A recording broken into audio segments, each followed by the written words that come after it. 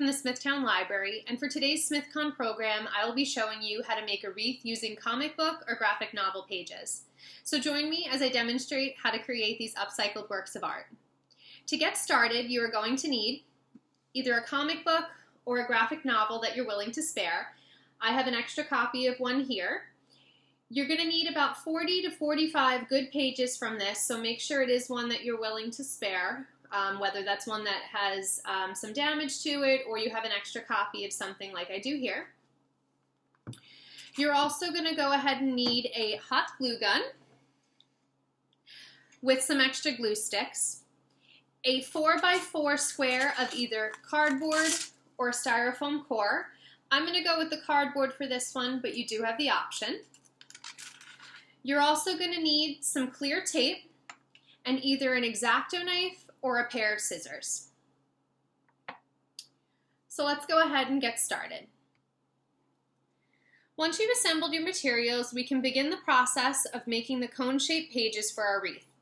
The easiest way to remove the pages is going to be to take an X-Acto knife or a pair of scissors and cut in between the pages right along the binding. I've gone ahead and done this process, so I have a few extra pages here. Now you're going to need about 40 to 45 good pages for a 17-inch wreath. And once you've taken them out from the binding, you're going to want to stack the pages into groups of 5 or 6 and make sure to cut any frayed edges so that all of the edges have smooth lines. You're going to want everything to have a smooth line just so that we have a nice looking wreath.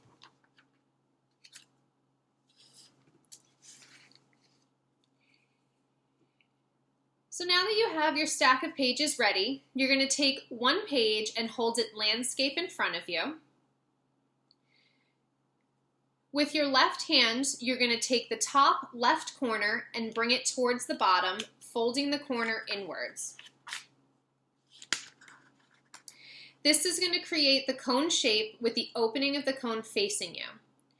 You're going to want to hold the right side of the paper with your right hand, and after creating the cone shape, you're going to wrap the right side of the paper around the bottom of the cone, just like this.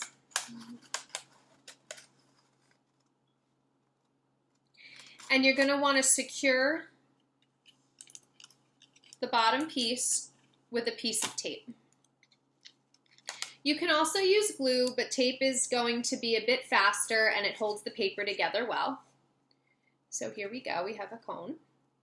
I'm going to demonstrate that a second time.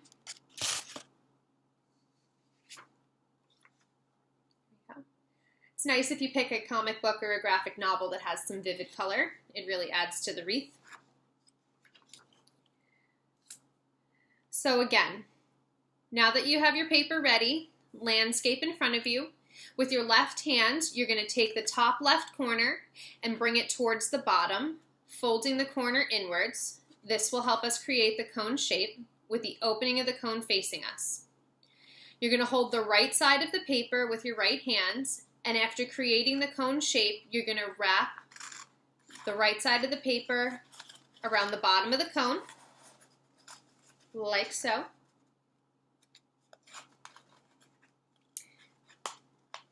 And you're going to secure the bottom of the cone again with a piece of tape. Just like this. You're going to want to repeat this until you have the desired number of cones. Once you've created all of your cones, you're going to want to grab either your 4x4 piece of cardboard or your 4x4 piece of styrofoam core.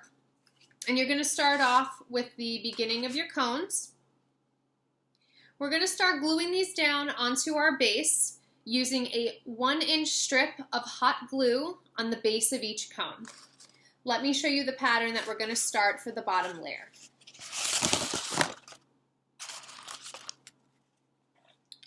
I have an example here of how you're going to start doing this.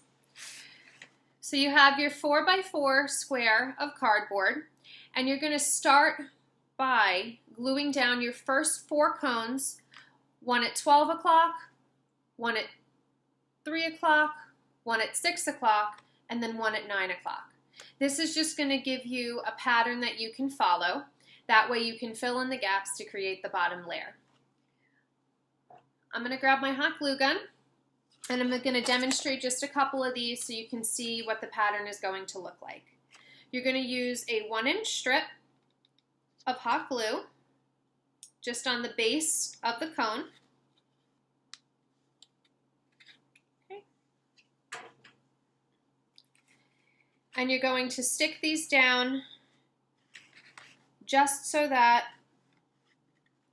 they begin to fill up the whole base.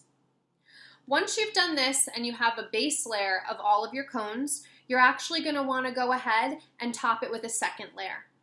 I do a second layer on most of my cones just because it gives it a nice bit of depth. So again, continue putting glue on each of your cones and placing them around in a circle until you have a complete bottom layer. For the second layer, you're going to place the cones on top of the bottom layer into a complete circle. I usually put 2 layers of cones on my wreaths, but feel free to experiment with more layers if you like. Here's an example of my finished wreath.